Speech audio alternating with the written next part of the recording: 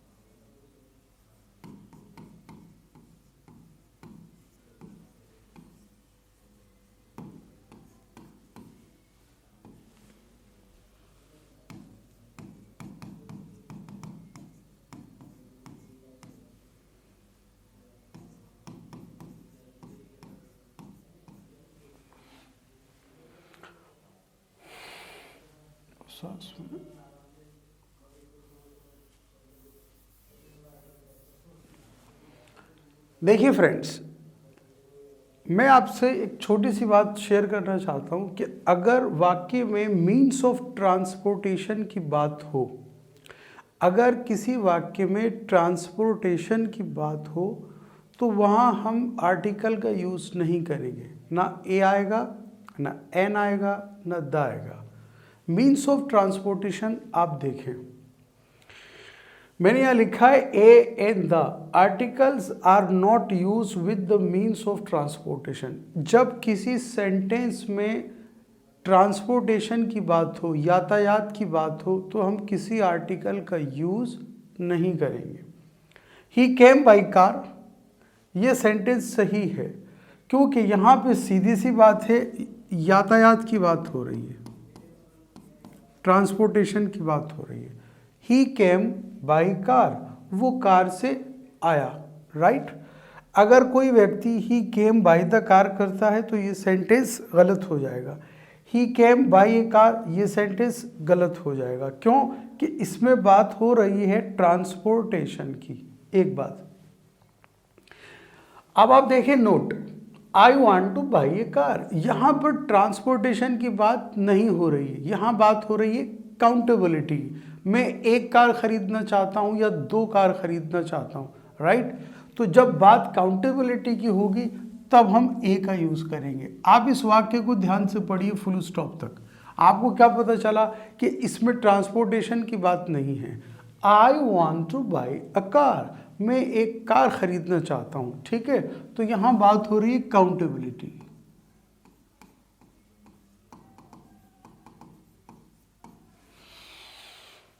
अब एक चीज़ मैं आपको और बताना चाहता हूँ, वो देखें आप, नोट सेकंड।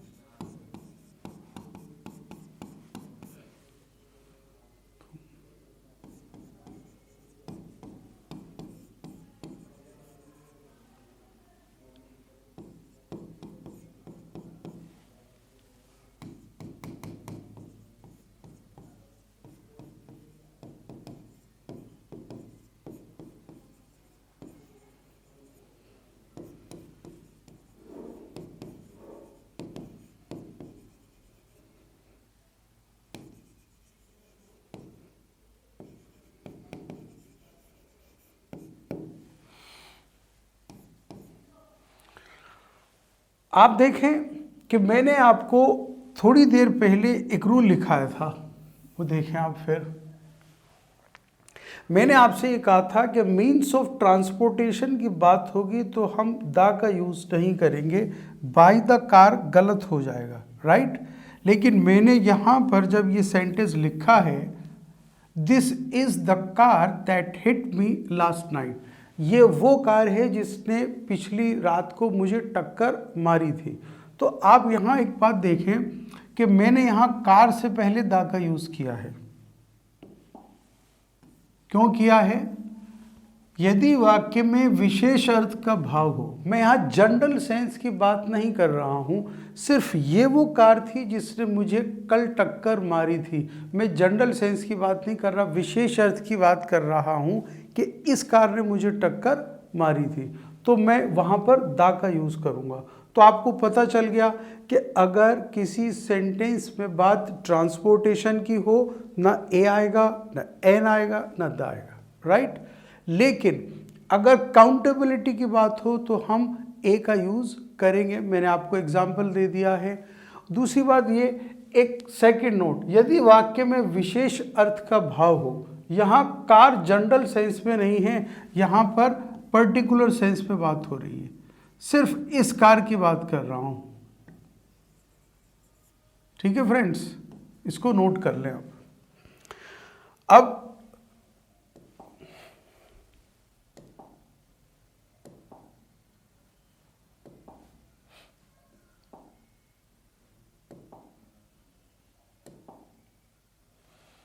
एक बार आप देख लें, by plus means of transportation की जो एक्सप्रेशन में ए एन द का प्रयोग नहीं होगा, आप इसको नोट कर लें। आपको मैंने यहाँ पे एक वर्ड बताए हैं, by an land, by a sea, by an air, ये जितने भी वर्ड्स हैं ये सब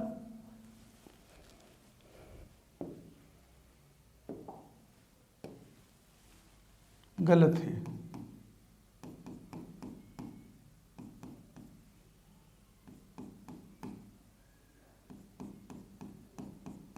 इसको आप लोग नोट कर लें।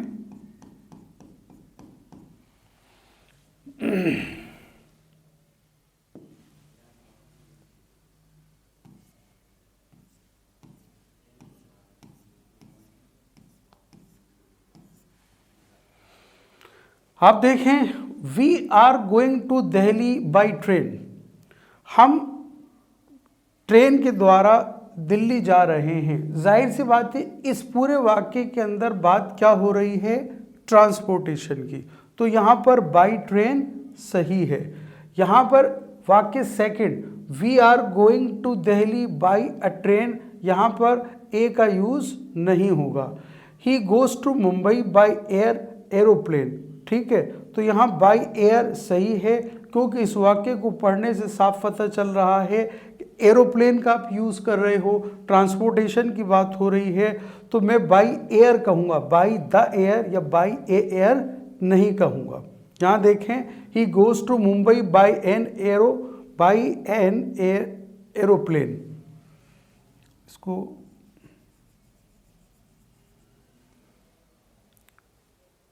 इसको नोट कर लें सभी स्टूडेंट्स।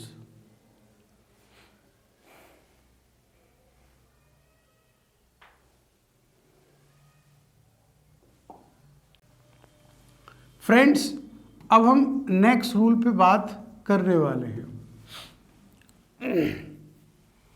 नेक्स्ट रूल है the is used before names of body parts.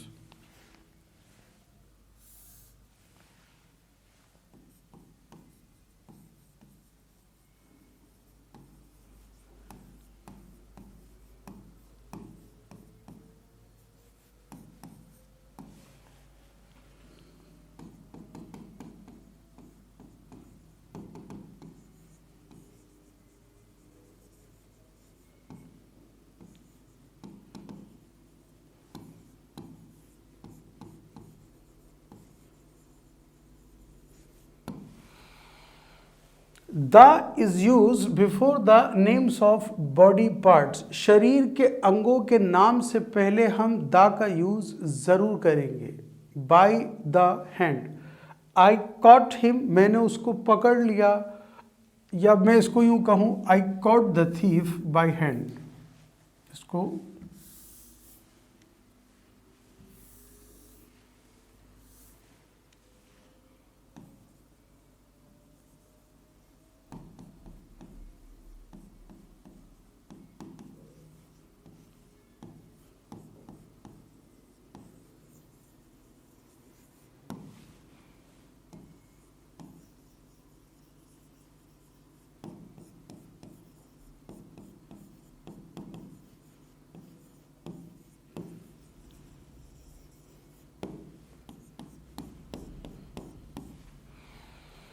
Friends, फिर देखें आप, the is use before the names of body parts. Body parts से पहले हम द का यूज करते हैं।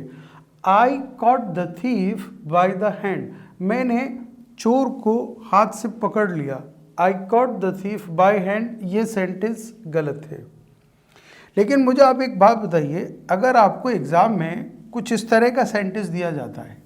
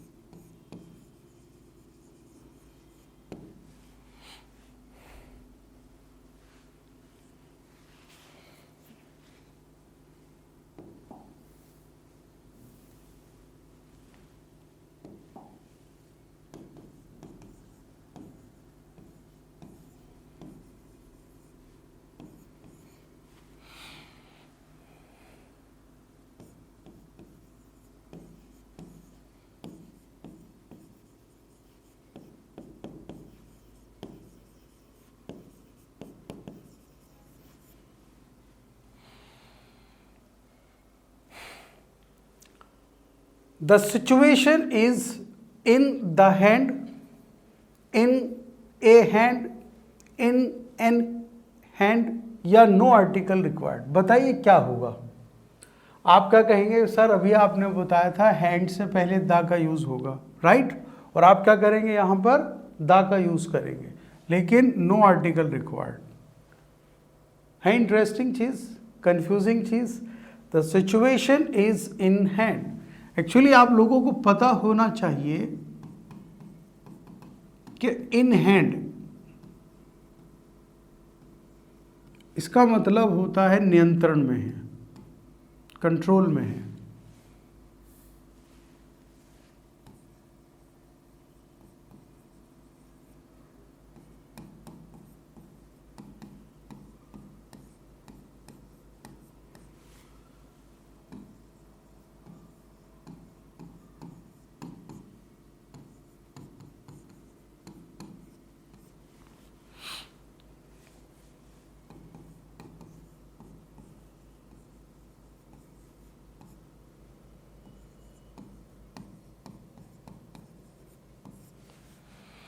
आपको कुछ एक्सेप्शंस याद रखने हैं कि अगर इन हैंड होगा तो इसका मतलब होगा नियंत्रण में। On foot, on the foot कभी नहीं होगा।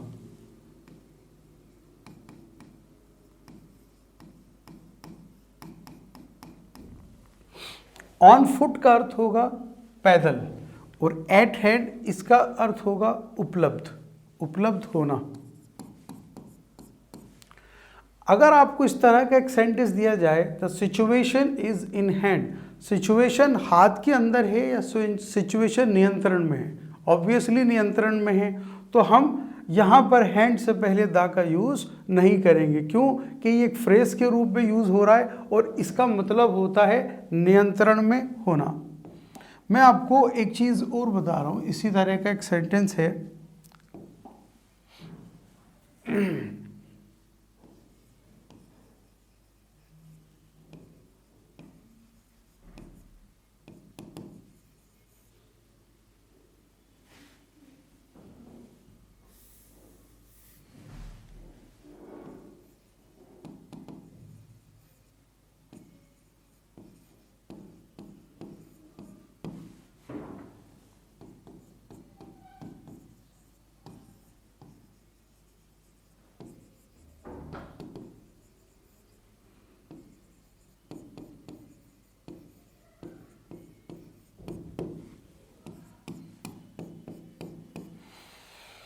यहां देखिए आप, I was going on foot, ये सेंटेंस सही है। I was going on the फूट, ये सेंटेंस गलत है। सर अभी तो आपने एक बात कही थी और अभी आपने कहा था शरीर के अंगों से पहले दा का यूज़ होगा, फिर अगर हमने यहाँ पे दा का यूज़ किया है तो ये वाक्य गलत क्यों हो गया? बात यह है कि मैंने अभी आपको यहाँ पर मेंशन की है ये सब चीज़ें, कि ये थोड़ा सा इसको देखें, आपको ये फ्रेज याद करने पड़ेंगे कि इन हैंड का अर्थ होता है नियंत्रण में होना, ऑन फूट का अर्थ होता है पैदल। तो अब आप यहां देखें कि मैं क्या बात कर रहा हूं। I was going on foot, मैं पैदल ही जा रहा था, राइट। तो जब हम पैदल की बात करेंगे तब हम फूट से पहले दा का यूज नहीं करेंगे। इसको नोट कर लें आप सभी लोग।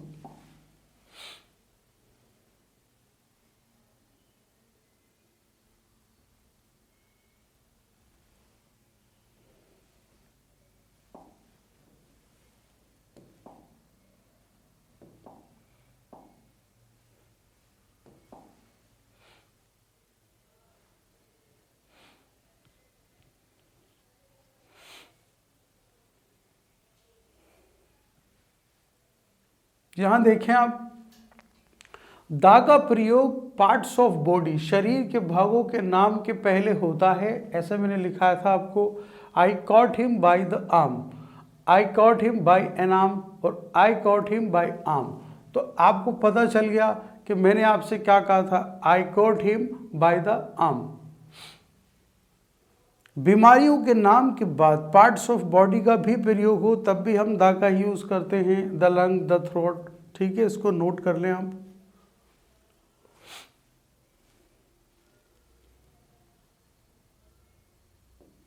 नेक्स्ट,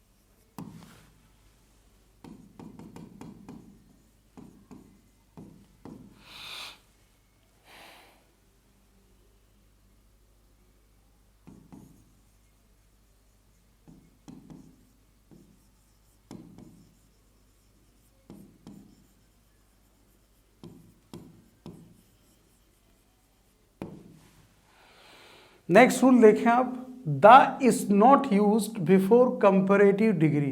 कंपैरेटिव डिग्री से पहले हम कभी भी द का यूज नहीं करेंगे। आप यहाँ देखिए, इस पूरे वाक्य में दो लोग हैं, एक है राम और एक है श्याम। राम की तुलना में श्याम से कर रहा हूँ और सेंटेंस है Ram is richer than Shyam, Ram Shyam से ज़्यादा अमीर है, राइट। लेकिन आपको एग्जाम में क्वेश्चन इस तरह से दिया जाएगा,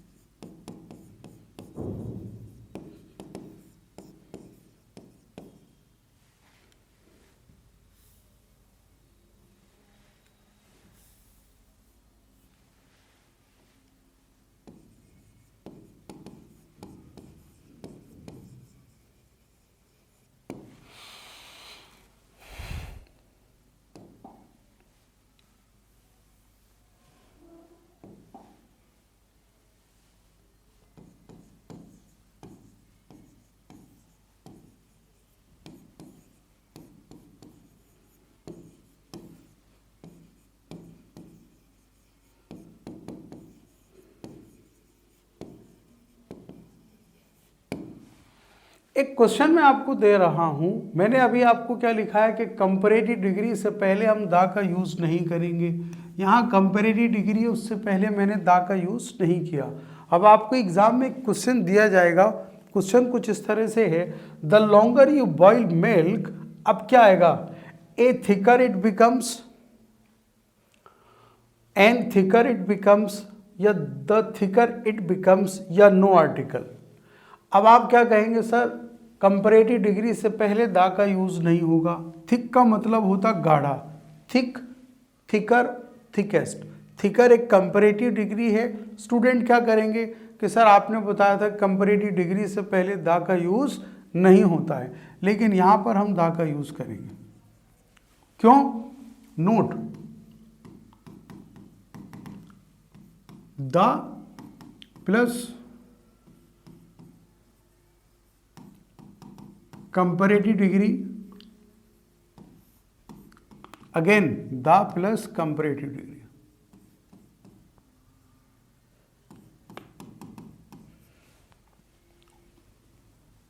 इसका अर्थ होगा जितना उतना।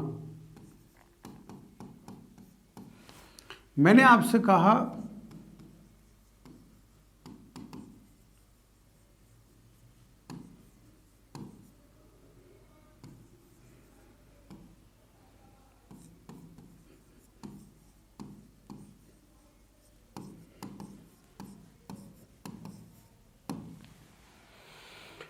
कंपैरेटिव डिग्री से पहले दो बार द का यूज होगा और तब उसका अर्थ होगा जितना उतना।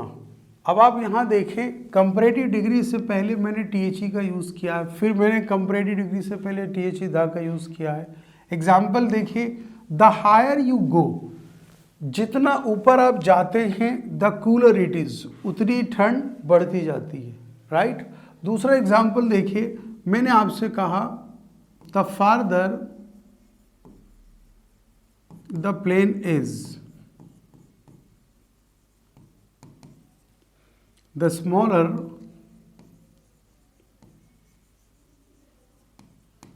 it looks। क्या अर्थ हुआ? फार दूर, फारदर उससे दूर, और फारदेस्ट सबसे ज्यादा दूर। The farther the plane is, हवाई जहाज जितना दूर होता है, द स्मॉलर इट लुक्स, उतना ही छोटा दिखता है। तो यहाँ क्या अर्थ निकल रहा है, जितना उतना। और दोनों कंपैरेटिव डिग्री से पहले हम द का यूज़ करेंगे। एग्जाम में यदि आपको इस तरह का क्वेश्चन दिया जाता है तो आप क्या आंसर करेंगे यहाँ पर, द का।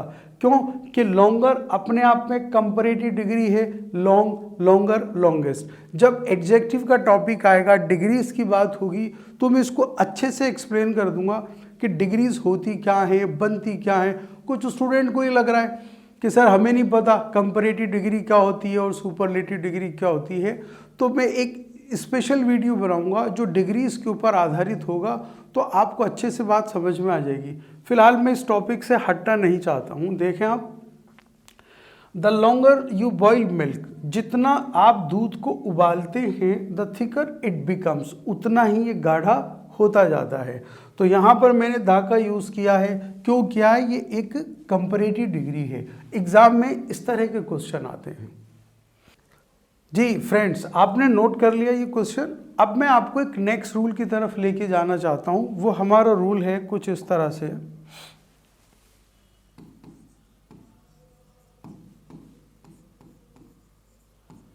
The is not used before names of disease.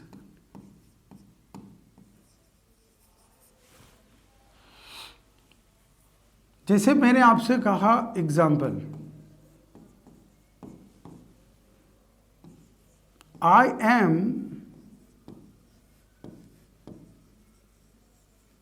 Suffering from fever, मुझे बुखार है, राइट। मैं ये कहना चाहता हूं कि किसी भी बीमारी से पहले हम दा का यूज नहीं करेंगे। I am suffering from fever, ये सेंटेंस सही है, मैंने बीमारी से पहले दा का यूज नहीं किया है। कफ भी हो सकता है, कोई और दूसरी बीमारी भी हो सकती है, बीमारी से पहले हम दा का यूज नहीं करते हैं। लेकिन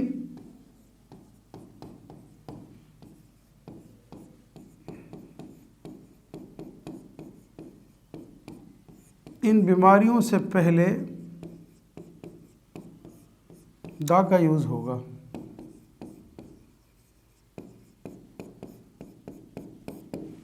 कौन सी बीमारी है वो देख लें आप।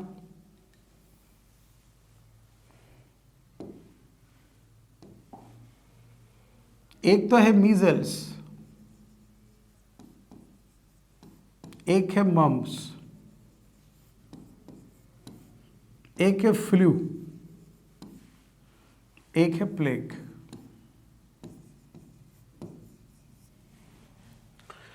मीजल्स खसरा को बोलते हैं, इसमें शरीर पे लाल दाने हो जाते हैं बहुत तेज बुखार के साथ, मीजल खसरा। मम्प्स कन्फेड, कान के नीचे एक बहुत बड़ी गांठ हो जाती है, उसको बोलते हैं मम्प्स। फ्लू एक प्रकार का बुखार होता है, और प्लेग चूहों से फैलने वाली बीमारी होती है। फ्रेंड्स, ये 4 बीमारियां हैं, इनसे पहले हम दा का यूज करेंगे। मैंने आपसे कहा ही वॉज सफरिंग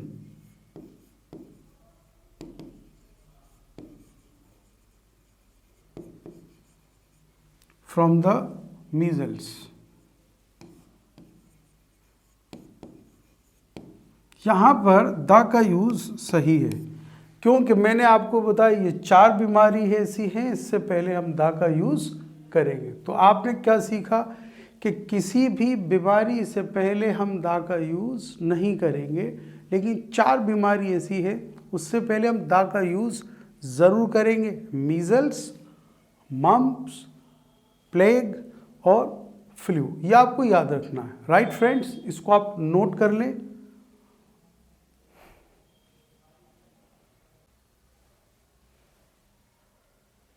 आप इसको नोट कर सकते हैं, जो स्टूडेंट जिन्होंने नोट नहीं किया क्लासरूम में या बाद में ज्वाइन किया है।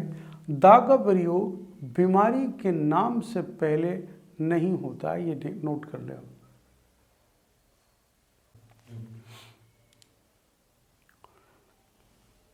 ठीक है फ्रेंड्स, आप लोगों ने इसको नोट कर लिया होगा। अभी हमारा डेफिनेट आर्टिकल का टॉपिक कंप्लीट नहीं हुआ है। कुछ स्टूडेंट को बहुत सारे क्वेश्चंस क्वेरीज होगी, होपफुली मैं उन सारी क्वेश्चंस का आंसर कर दूंगा। लेकिन अभी प्रॉब्लम ये है कि डेफिनेट आर्टिकल का टॉपिक काफ़ी सारी चीज़ें हैं जो हमें डिस्कस करनी है नेक्स्ट सेशन में। तो होपफुली कल जब क्लास होगी तो मैं बाकी के रूल्स और बाकी की चीज़ों को भी आपके साथ डिस्कस करूँगा। Thank you very much.